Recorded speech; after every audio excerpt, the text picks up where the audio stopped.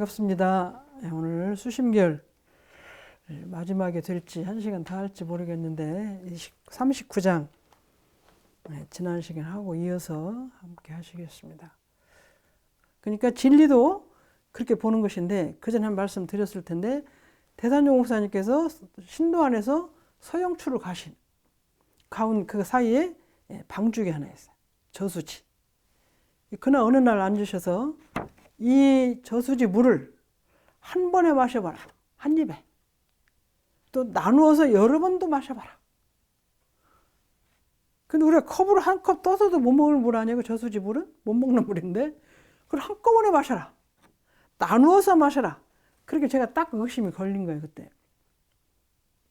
의심이 걸려가지고, 그때부터 이제 모든 걸 먹을 수 있고 먹을 수 없는 건 아니잖아요. 대산용사님께서 말씀하실 때 저수지 물을 먹을 수 있다 먹을 수 없다 관계없어요. 그냥 그것을 통째로 마셔라. 저걸 어떻게 통째로 마셔라. 그럼 우리가 나눠 보면 이게 먹을 물인지 못 먹을 물인지 저것을 내가 한 컵을 먹으면 몇 컵이 될지 이렇게 생각하는 것은 이제 좀 다르고 먹을 수 있는 물이냐 먹을 수 없는 그 따져서 왜 먹으라고 했냐 이렇게 이제 복잡해지는데 한꺼번에 통째로 먹으라고 하신 뜻이 어디가 있을까?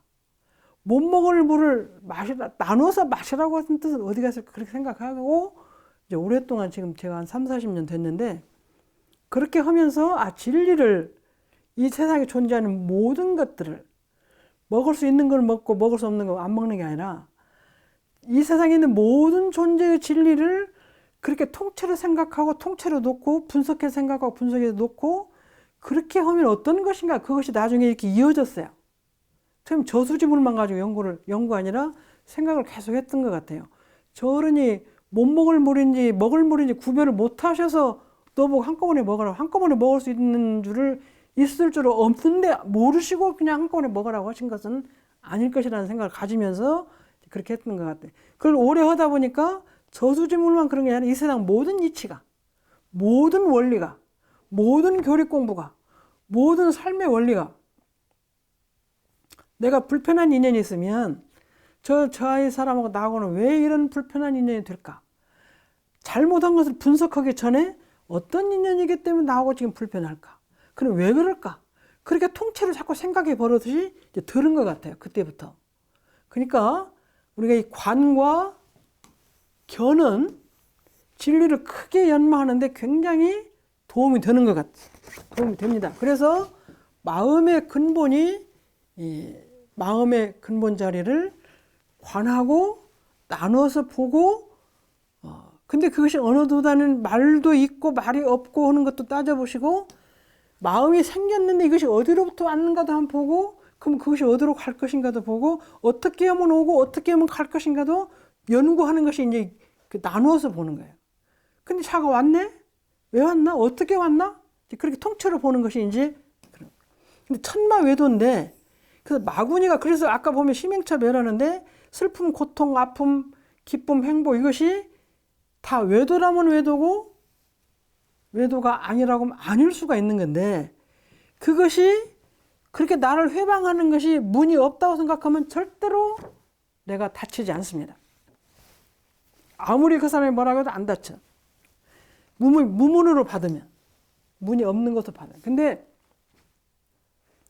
그걸 조금 더 생각을 하면 비가 오는데 비에 안 젖을 수 있잖아요. 비가 오는데 비가 안 젖을 수 있어요. 눈이 오는데 눈이 안 젖을 수가 있어. 그것은 어떻게 하면 안 젖어? 그러니까 밖에서 오는 헐뜯고 방해로 오는 것을 문이 없는 걸 어떻게 하면 회방도 안 받고 헐뜯는 것도 안 받는 거는 본인이 찾는 거예요. 뭘로? 마음으로. 현실은 비나 눈은 이제 비옷을 입고 눈을 막는 옷을 입고 우산을 받고 해서 처리를 하는 거죠. 그래서 무문이라는 것이 회방 있는데 무문이야. 회방이 있는데 무문이야. 천마외도가 있는데 천마외도로 느끼지 않는 거예요. 마음이 억울함과 분함이 왔는데 어디로부터 왔는지 어디로 갈 것인지를 생각하면 이것도 심행차가 없는 거야. 어디로부터 왔어요? 생각을 한번 해보세요. 30년 전께 어디서 오고 20년 전께 어디가 있다 왔어? 근데 내 앞에 딱 생각하면 딱 그 앞에 있어요. 어떻게 와서 마음이 어떻게 해서 왔어요? 그 억울하고 분한 건 어떻게 생겼어요?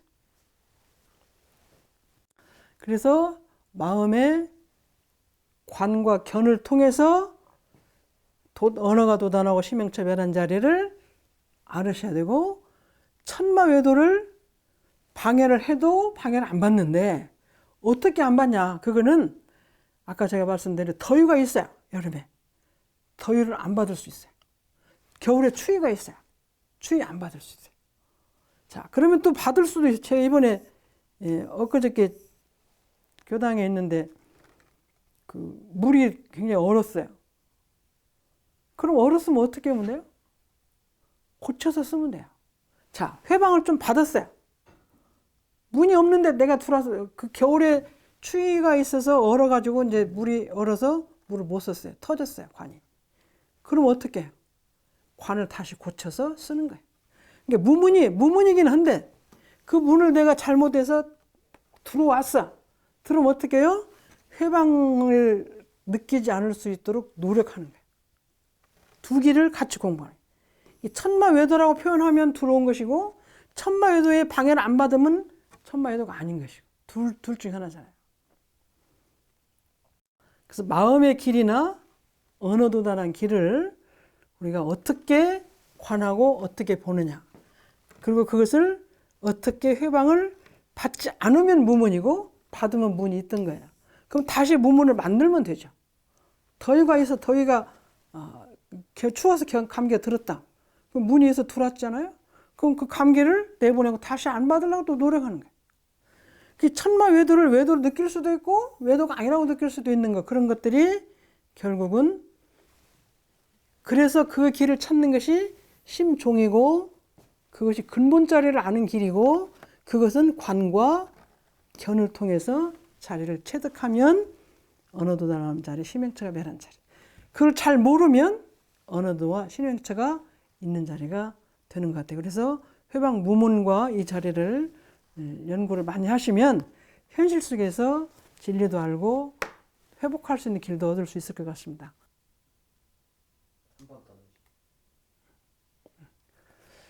석범제천에 대해서 같이 공부하겠습니다. 우리가 그 불교학 공부하시면 많이 들으셨을 거예요. 제석천. 제석천의 그 석가모니 석자인데, 제석천, 범천왕을 합한 말이다.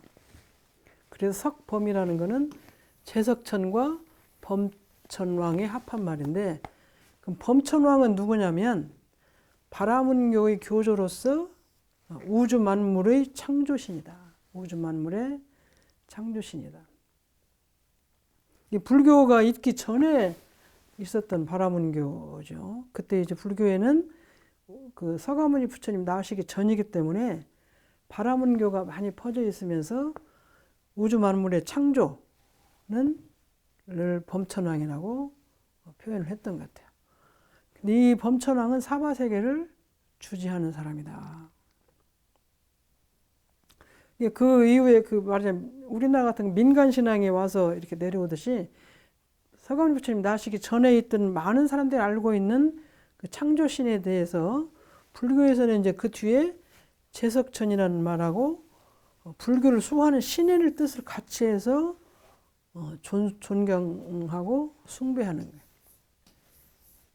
이게 우리 종교가 생기면 그 과거에 그 전에 있었던 종교가 갖고 있는 여러 가지 근본적인 신에 대한 생각, 이런 것들이 혼재하게 되죠. 혼재. 왜냐하면 그 민간신앙처럼 그 전에 있던 것들이 내려왔는데 그것하고 갑자기 그것은 하나도 아니고 새로 말만 하려면 이것은 안 맞으니까, 연결이 안 되니까 그것하고 비슷하게 설명을 하죠. 그래서 우리도 원불교인데 서가모니 부처님께서 3000년 전에 깨치신 그 불법하고 그 법하고 같다. 그렇게 우리가 빨리 이해가 되니까 그렇게 이해를 하는데, 그 전에 있었던 그 사상, 이념, 그것하고 비슷하게 설명하기 때문에, 그래서 대종사님도 우리 일본의 진리가 유교의 태극 무국과 같고 불교의 청정 법신불, 노자의 도와 같다는 뜻을 말씀하실 때 우리가 이것이 연결이 닿는 것처럼 불교도 그 이전에 있었던 그 범천왕이라는 창조신, 인류가 생기면서 끊임없이 생각했던 것이 무한 절대자에 대한 생각이죠. 무한 절대자에 대한 연구와 생각을 많이 했던 것이 인간의 그 종교의 시원이라고 그러는데, 그 전에 유병덕 교수님이 항상 그 공포가 근본으로 인간이 있어요. 왜냐하면 내가 사람들이 해결할 수 없는 일이 가끔 생기니까 그것을 주재하는 사람은 누굴 거냐? 누가 주재할 것이냐? 그래서 공포와 두려움 속에서 이제 그 절대력이 그 힘을 우리 인간보다 더 많이 갖고 있는 사람에 대한 생각을 이제 신이라고 해서 우리가 무한 절대자에 대한 인간 무한 절대자라는 거 아까 말씀드렸지만 내가 갖고 있는 힘보다 인간이 갖고 있는 힘보다 더 크게 갖고 있는 세상을 주재하는 사람을 생각을 하게 되는 그 사람에 대한 이름을 이제 우주 만물의 창조신이면서 그 사람은 사배세계를 주재한다. 이게 이제 근본적으로 갖고 있죠. 그래서 중세에서 철학의 근본은 우주 만유 근본에 대한 그 연구를 하잖아요. 중세 철학은 우주 만유 근원에 대한 연구를 하잖아요. 그래서 우주는 물이다, 불이다. 이렇게 설명하지 근원적으로는 그렇다는 말씀 많이 하신 것이 중세에도 인간이 신의 존재에 대한 증명을 많이 하면서 사람이 근본적으로 갖고 있는 생각을 연구하는 것이 철학이니까 그렇게 말씀하신 건데, 이제 인도에서는 그 전통적으로 바라문교에서 창조신에 대해서 범천왕이라는 말을 하니까 불교에서는 제석천과 함께 범천왕이라는 말을 쓰는데, 그래서 제석천과 불교에서 말하는 제석천 좀 이따 설명을 드리겠어요.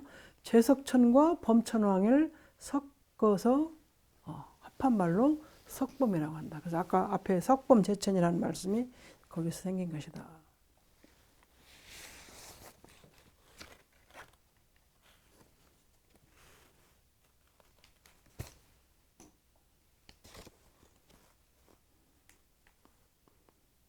제석천에 대해서 같이 한번 읽어보시겠습니다. 불교 우주관으로 욕계 육천의 제2도리천을 말한다. 도리는 33의 음사이며 33천으로 의역한다. 도리천은 세계의 중심인 남섬부주의 수미산 꼭대기에 있다고 한다.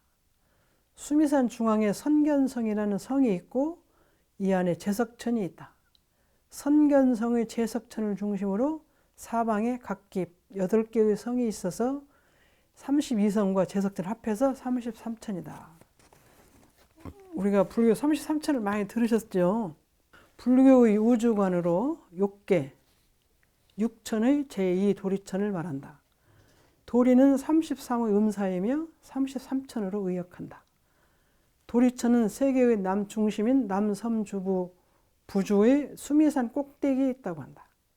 수미산 중앙에 선견성이라는 큰 성이 있고 이 안에 제석천이 있다. 선견성의 제석천을 중심으로 사방에 각기 8개의 성이 있는데 이 32성에 제석천을 더해 33천이다. 불교에서 33천을 말씀을 많이 합니다. 근데 우리가 욕계, 색계, 무색계, 이게 3개죠. 무색계. 33천 얘기지만 이걸 합해서 3개라고도 얘기. 3개 연례가 해서 우리 수신결 맨 첫 장에 3개에 대한 설명을 많이 드렸어요. 거기에도 보시면 나오는데, 욕계는 색계는 색, 무색. 불교에서 색은 형상이라는 거예요. 그래서 형상이 약간 형상이 있는 것이고 무색계는 형상이 없는 것이에요. 이거는 정신세계. 욕계는 욕심의 세계. 욕심은 이제 제욕, 무욕, 뭐 음욕 이런 게 태생명립 다 욕심의 세계이고, 색은 색계는 욕계하고 무색계 중간에 있어요. 그래서 욕심도 약간 있고 욕심 세계도 남아있고, 그 다음에 선정하는, 공부를 해서 맑은 정신을 많이 찾고 있는 세계에 사는, 그런 생각을 가지고 있는 사람들이 사는 모습이라고 합니다. 근데 무색계는 정신의 세계니까 형상은 없는, 색이 형상이라고 있으니까 형상이 없는 세계. 형상이 있어가지고 형상이 색계는 살기는 사는데 욕심 세계는 많이 놓고 선정의 세계로 정신적인 세계를 많이 추구하는 사람들이 사는 그런 모습이에요. 그러니까 우리가 70억 인류 가운데에도 욕심에 많이 쩔려 있는 사람이 있고, 그 욕심에 단박해가지고 현실의 욕심을 놓고 근본적인 자를 추구하고 사는 사람들이 아마 제가 출가간에 욕심을 많이 놓고 도심으로 살려고 노력하는 사람들이고, 무색계는 그 현실 욕심을 100% 벗어나고 이렇게 사는 것이라고 봅니다. 근데 그 불교 33천은 불교 30 원래는 얘기할 때 욕계가 6천, 색계가 18천, 무색계가 4천, 이렇게 해서 이것이 합해서 33천. 이렇게 설명하기도 하고, 그래서 그 중에 욕계 6천 중에 두 번째 하늘이 도리천이라는 거예요. 두 번째 하늘이 도리천이라고 그래요. 그래서 그 도리천을 얘기하는데, 이 욕계 6천, 색계 18천, 무색계 4천은 불교 사전이나 원불교 대사전 보면 다 나오니까 그 이름이 다 있어요. 여기 지금 욕계 2가 도리천인데 뭐 사마천, 먼천에서 여러 개가 있어요. 그런데 이제 그 중에 제2, 6개 중에 제2번 하늘이라는데 도리천이라는 데가 있는데, 이 도리는 33의 운역이에요. 그러니까 원래 불교 33천 할 때 이렇게도 말하는데, 또 도리천 속에 33천을 또 얘기하는 거예요. 두 가지.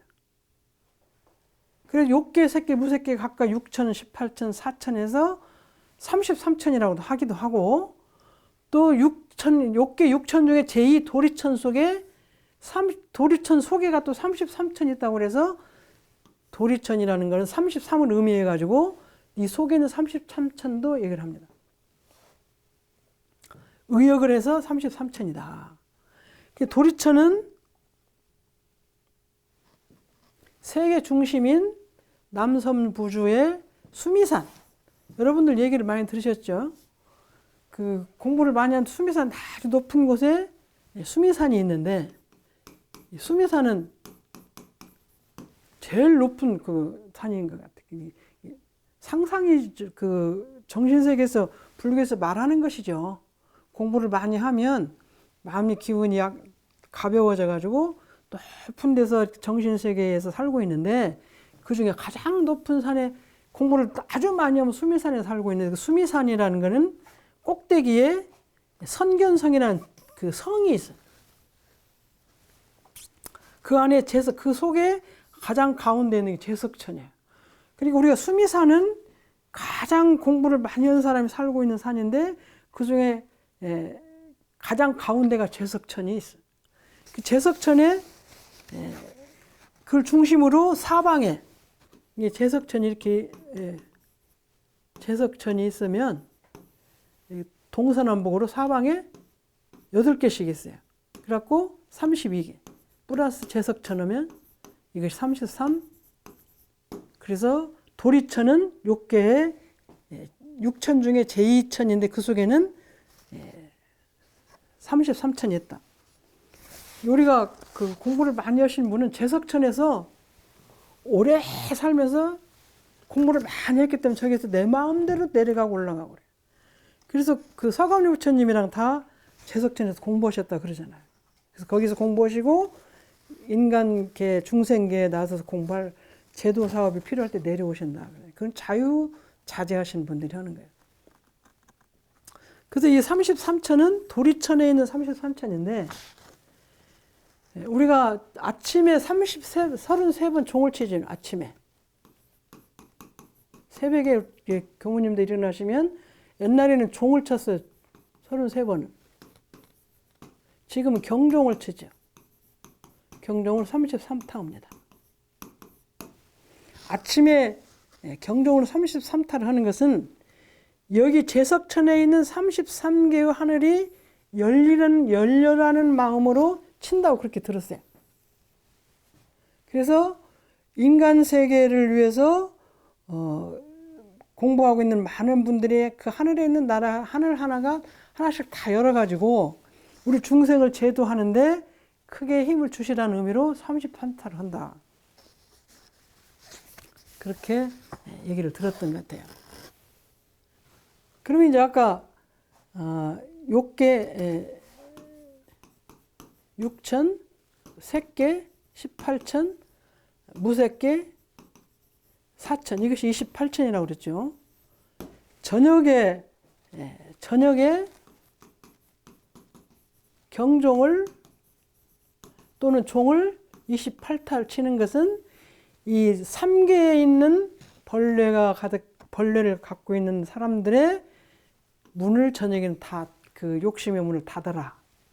그래서 28타를 친다. 그렇게 전에 들었어요. 근데 이제 그래서 저희들이 지금 아침에 33 칠 때는 저도 이제 이런 생각을 해가지고 하늘에 있는 진리계에 있는 33천의 문이 다 열려서 그 힘으로 모든 중생들이 잘 되게 하고 나도 오늘 아침에 그렇게 열린 진리의 세계 속에서 내가 선을 하고 공부를 해서 공부를 했으면 좋겠다는 마음으로 33번을 칩니다. 그래서 총부도 지금 33 정을 치고 저녁에도 28번을 치는데 그래서 33천의 의미가 여기가 있어요. 28천의 이게 아까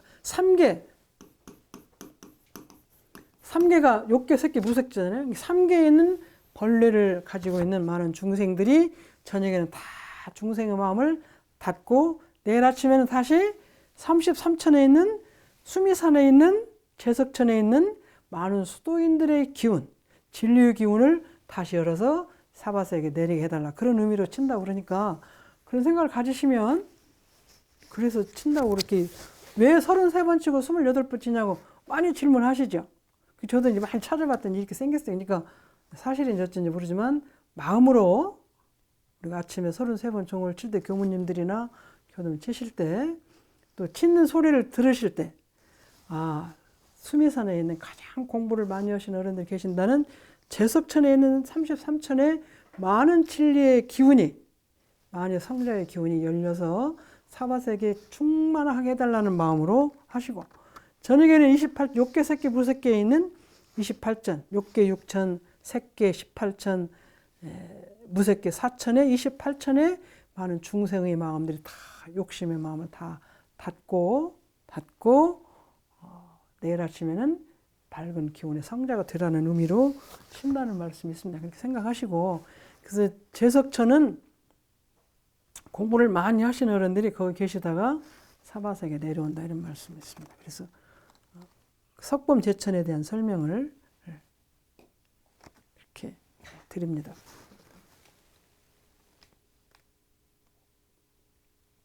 앞으로 가야 되겠네요.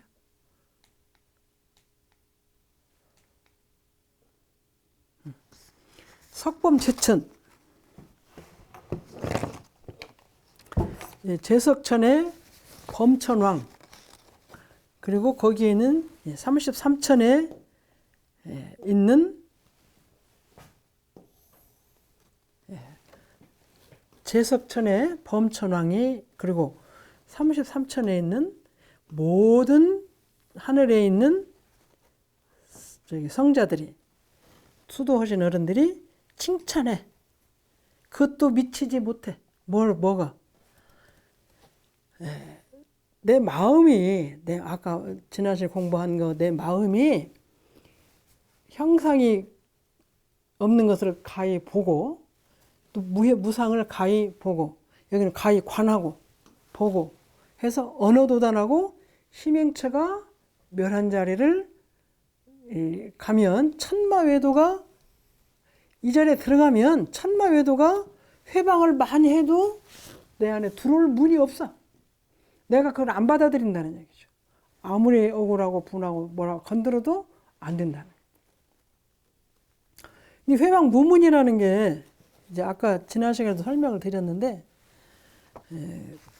더우면은 내가 빨리 그 시원하게 할 수 있는 힘이 그 있잖아요. 경제적으로 많은 사람. 옛날에 한 3, 40년 전만 해도 에어컨이 집집마다 없으니까 우리는 부채질하고 그냥 더위를 그냥 땀을 흘리고 지냈는데, 지금은 이제 거의 다 있으니까 그걸 빨리 틀으면 금방 온도가 차지고, 또 추우면 난방기구를 빨리 쓰면 또 더워지고, 그런 것처럼 내가 조절을 해. 더위나 추위를 조절을 해. 예, 또 손흥민 얘기 한 번 더 하면, 손흥민이가 여기서 쭉 가는데 70m를 공을 밀고 갔는데, 여기 이제 5, 6명이 회방꾼이 있잖아요. 마지막에는 이제 골키퍼가 있어요. 골키퍼. 골키퍼가 아무리 이제 세계의 대표가 오니까 굉장히 잘하는 사람이 있더라도 내가 그걸 넘어서서 넣으면 골이 되잖아요. 그래서 이 수비수도 얼마가 많이 와도 내가 넘고, 마지막에 골키퍼까지 넘기면 내가 골인을 할 수가 있어. 그럼 회방꾼이 아무리 많이 있어도 골키퍼도 회방꾼이 못 넣게 하는, 그것도 내가 넘어섰는 게, 그게 최인류 선수 아니에요? 우리가 공부하는 사람이 인류 선수가 되려면 아무리 회방을 많이 해도 그것을 회방하려고 많이 들어와도 내가 그걸 물리치고 갈 수 있는 힘이 있는 거예요. 그러면 그 사람이 승리자죠. 회방꾼이 없는데 혼자 가서 공을 차서 이긴다는 그런 거 없어요. 그런 건 없어. 근데 그렇게 하면, 그렇게 해서 무문이 아무리 회방을 천마외도가 많이 해도 내가 마음에 상처가 없고 억울하고 분한 걸 다 안 하면, 그렇게 살면 어떻게 돼요? 아까 제석천에 있는 범천왕과 모든 하늘에 있는 33천이라는 그 하늘에 있는 수도인들, 성자들이 칭찬을 아무리 해도 미치지 못해. 그분들이 그렇게 공부하신 분들이 칭찬해도 그보다 훨씬 승하다는 게, 미치지 못하는 건 내 공이 너무 커서 천마여도가 무문이 돼서 공부를 마음의 근본을 개헌해가지고 합의를 하면, 이렇게 칭찬하는 것도 이것이 미치지 못하는 거예요. 그거보다 훨씬 승하다는 거예요. 내가 공부한 것이. 공부를 해가지고 이제 공부를 해서 이 길도 아는 것도 공부를 해서 좋지만, 중요한 건 천마외도가 들어와도 내가 마음을 상하지 않는 것이 더 중요한 거죠. 저렇게 했는데도 자꾸 아까 여기도 했지만, 그 손흥민이가 23골을 넣어가지고 1등을 하는데 10개나 5개나 3개나 넣는 사람은 그보다 손흥민 칭찬을 아무리 칭찬해도 그것은 끝이 없는 것이. 그래서 내 공덕이 더 크다는 얘기. 공덕이 더 크다는 얘기를 이영표는 달나라의 닐 암스트롱의 발을 디딘 것과 같다 할 정도로 그렇게 공이 커요. 우리가 아무리 잘했다 하는 것보다도 크다. 그러니까 천마외도에서 회방을 받지 않는 마음을 가지면, 아까 말씀드린 제석천과 범천왕을 비롯해서 거기에 살는 33천의 많은 수도인들, 스승님들, 그런 부처님들이 칭찬을 아무리 해도 거기에 미치지 못한대요. 이 세상 모든 사람 칭찬해주고, 수미산에 있는 많은 하늘에 있는 범천왕이나 모든 분이 칭찬해도 미치지 못할 만큼 어떻게 해요? 그렇게 큰 공덕을 이루는 것이. 마음의 근본 자리는 거기에 내가 합의를 하면 이렇게 큰 공덕을 얻는 것이다. 그게 이제 천마외도를 잘 모르는데, 우리가 현실적으로 지금 받고 있는 많은 고통이 있잖아요. 그것을 넘어서는 방법을 많이 연구를 해서 공부를 하셔서 하나하나 넘어서면 되는 거예요. 하나하나 넘어서면. 조성균가 이번에 가서 골 2개 넣은, 월드컵에 넣은 사람이 자기가 전라북도에서 전북의 축구단 선수더라고요. 근데 작년도에 한국에서 그 축구 전체 팀에서 골을 제일 많이 넣은 사람으로 선발돼서 상을 받았어요. 그렇게 했어도 자기가 월드컵에 가서 내가 골을 넣을 수 있다고 생각을 못하고 가서 어떻게 살까 그렇게 했는데, 가서 자기도 모르게 했는데 그 두 꼴이나 넣었잖아요. 조성규가. 우리가 천마외도에서 현실에서 한국에서 했어도 가서 하듯이 내가 현실이 당하고 있는 여러 가지 회방권이 있잖아요. 억울하고 분하고 내가 잘못한 걸 뭐라고 하는 건 우리가 다 수용을 하는데 잘못한 줄 모르는데 뭐라고 한 것이 이제 억울하고 분한 게 있잖아요. 그런 것들이 들어와도 내가 하나도 마음을 다치지 않아. 천마외도는 그런 거죠. 내가 잘못한 걸 뭐라고 하는 것은 가르침이에요, 사실은. 깨우쳐 주는 것이고. 근데 그것이 아닌 것이 오는 것이 외부도 천마와군이죠. 사실 그렇게 어떻게 보면. 그리고 정법이 아니게 내가 잘못하지 않았는데 오는 것이. 그런 것들에 내가 상처를 받지 않는 것은 이렇게 그 칭찬이 굉장히 커도 좋다. 근데 천마외도가 현실에서 보니까 천마외도지 사실 영생을 이치를 보면 지어놓지 않는 죄와 벌을 받지는 못해요. 인과적으로 보면. 근데 현실에서 보니까 과거에 언제 지은지를 모르기 때문에 이게 마구니 같은 외도인데 수법을 생각하면 내가 지은 것이지. 확실하게 지은 걸 알면은 다 반성하게 돼 있어요. 그 회방꾼이라고 생각이 안 돼요. 천마외도는 제가 보니까 따로 있는 게 아니라 내가 억울하고 분하다고 느끼는 일이에요. 근데 억울하고 분하고 느끼는 일을 더 보면 내가 그렇게 지은 바가 없는데 저렇게 온다고 생각하는 것이 근데 인과적으로 보고 불생불멸 진리를 보면 내가 안 지은 걸 받는 일은 없다고 하셨어요. 그러면 천마외도가 아니라 그렇게 나한테 하는 것은 회방꾼이 아니라 내가 잘못한 것을 깨우쳐주고 알려주고 잘못한 건 대가를 받은 거예요. 그렇게 알면은 그건 회방꾼이 아니야. 내가 잘못한 것을 용서하고 참여하고 비는 단계야. 근데 그렇지 않고 지은 데가 없는데 나를 건드렸다고 억울하게 한다고 하는 것이 회방꾼이죠. 회방꾼은 사실 없어요. 그래서 우리가 고락의 원리를 배우면 우연히 받는 고락은 없다는 걸 아는 것이 고락의 진짜 원리를 배우는 거예요. 여기서도 보면 천마외도가 있는 것 같은데 사실은 없는 거죠. 왜? 내가 잘못하지 않은데 오는 것이 왜 천마외도인데 잘못한 것이 잘못을 안 했는데 오는 건 없기 때문에 회방권은 사실은 없어요. 회방권이 없다는 것만 알아도 우리가 감수불부할 수 있는 힘이 생기는 거예요. 그래서 그렇게 하면 저 사람이 진리를 꿰쳤네. 공부를 많이 했네. 그래서 석범제천이 제석천에 있는 모든 성자들과 모든 범천왕이라는 그 조상신과 이 모든 분들이 칭찬을 해도 그것보다 훨씬 공이 크다고 미치지 못한다는 게 칭찬을 아무리 해줘도 미치지 못한다. 그보다 훨씬 더 큰일이다. 그러니까 우리가 공부하는 게 과거의 인과로 알고 다르게 받는 것이 엄청난 공부예요. 사실 엄청난 공부예요. 불급이온. 그래서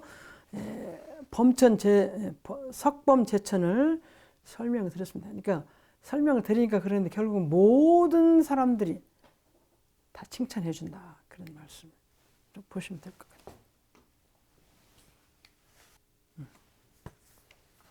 같이 한번 읽어보시겠습니다. 항범부 천식지류가 기능방불일이요. 비부라 정화가 언지 창의 지활이며 야간이 한흥 사자 지울이요.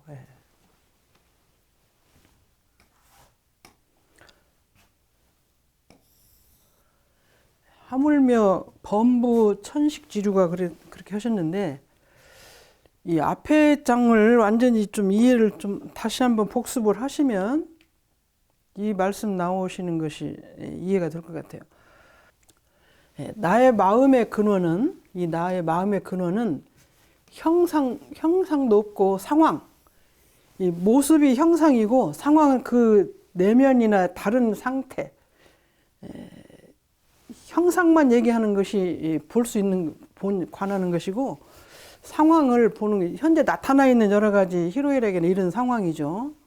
크고 작고 이런 상황이 그것을 볼 수 없다는 말이죠. 그래서 언어도 말로도 안 되고 심행처가 없는 거로 여기까지가 이제 내 마음의 근본자리인데 그러기 때문에 어떻게 하냐면 천마외도가 우리가 84,000마군이라고 그러는데 마구니가 하여튼 그렇게 종류가 많은 것 같아요.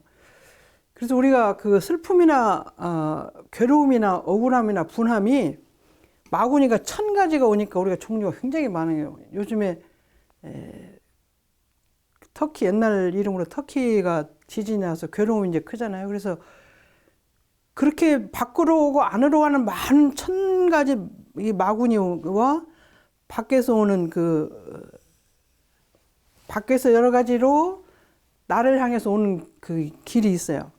재생명리에 대한 내가 마음이 흔들린다든지, 그런 여러 가지 밖에서 와지는 나에게 요구하는 것, 밖에를 보고 내가 마음이 나가는 것, 이런 것들이 나를 방해하고 그런데 그것이 들어올 문이 없는 거예요. 왜? 내 마음이 이렇게 생겼기 때문에. 석범제천 전함을 설명드렸는데, 제석천에 있는 그 범천신이나 모든 신이 칭찬해도 불구하고, 왜? 내 마음을. 그래서 천마외도가 나를 흔들려 갈 수도 없고, 천마외도가 들어올 수 없는 그런 그 자리를 그렇게 마음에 갖기 때문에, 모든 그 부처님이나 모든 그 분이 나를 칭찬해도 미치지 못하는 것은 최고의 자리에 가 있다는 얘기예요. 그래서 석범제천이 칭찬해도 미치지 못하는 그런 자리에 내가 마음의 근본 자리에 갔는데, 그 다음에 이어져서 이어져 설명이 되는 거죠.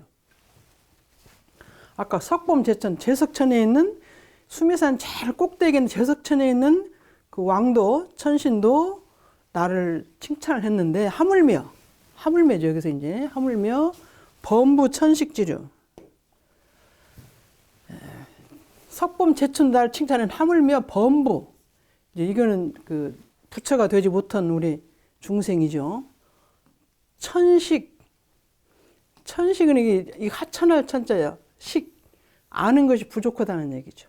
아는 것이 부족한 그런 류에 있는 사람들이 어찌 능히 방부를 이게 비슷할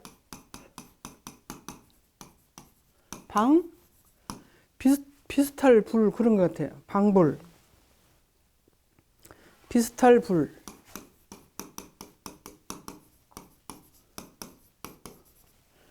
어찌 능히 비슷할 거냐 이 말은 저도 저걸 고민을 많이 했는데, 석범제천이라는 제석천에 있는 그 수미산 가장 높은 곳에 있는 33천에 있는 그런 모든 공부하시는 사람들이 내 마음의 근본을 가지고 칭찬했는데, 범부와 좀 지식이 부족한, 여기 지식은 학문적인 지식이 아니고 마음 공부에 대한 지식일 것 같아요. 마음 공부에 대한 식이 부족한 사람들은 어찌 그것을 내가 지금 아까 언어도단하고 심행처가 멸한 자리를 어떻게 비슷하게 말을 할 수 있겠느냐, 이런 뜻인 것 같아요.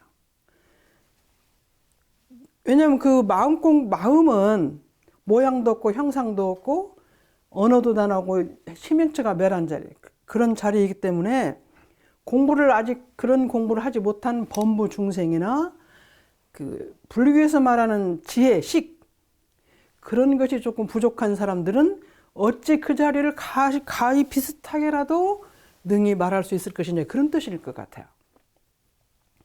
그래서 언어도단하고 심행처 멸한 자리를 공부를 아는 사람은 그 마음을 찾아보지 못한 사람, 마음이 어떤 것이라고 생각해보지 못한 사람, 그런 사람들이 저는 여기서 범부 천식지류라고 생각을 해요. 저희들 사실 공부를 많이 한다고 출가해서 했어도 그 자리를 잘 모르거든요. 언어도단 입장처 자리를 잘 모르는데, 그 자리를 하지 않은 사람들을, 안 하고 있는 사람들은 이걸 어떻게 감히 능히 비슷하게라도 말을 할 것이냐, 능히 비슷할 수가 없다. 어떻게 비슷할 것이냐, 그런 말. 능히, 비브라 슬플 비자죠. 슬플 비자. 지난번에 말씀드렸죠. 이거는 어조사로, 부. 원래 지아비부인데 어조사 부로. 그래서 슬프다. 정화. 이건 우물정자죠. 우물. 이거는 개구리 와. 우물 속에 있는 개구리가 어찌언 알 것이 얄짓자 창에 푸를 창자 바다인데 바다가 넓고 아주 푸르고 넓은 푸른 바다. 뭐 흑해가 있거나 뭐 무엇이 많이 끼어 있지 않는 아주 푸르고 맑고 푸른 바다의 광활하다. 크다. 광활함. 넓고 큰 것을 어찌 알 것이며, 아까 저기는 범부 천식지주는 어찌 우리의 마음의 근본 자리에 대해서 비슷하게라도 어떻게 비슷하게라도 엇비슷하게라도 말을 할 것이며, 우물 속에 있는 개구리는 저 밖에 넓은 푸른 바다의 광활함을 어찌 알 것이며 알다. 야간은 이제 들야자 이거는 여우간인데 들에 있는 여우인데 여우과 중에 작은 짐승을 얘기한다고 그래요. 들에 있는 작은 짐승인데 우리가 사자, 호랑이는 큰데 여우는 작다고 생각하잖아요. 그래서 들에 있는 여우인데 이것은 아주 작은 여러 종류의 들에 있는 작은 짐승들은 어찌 하자 사자의 후는 사자 울음소리 후.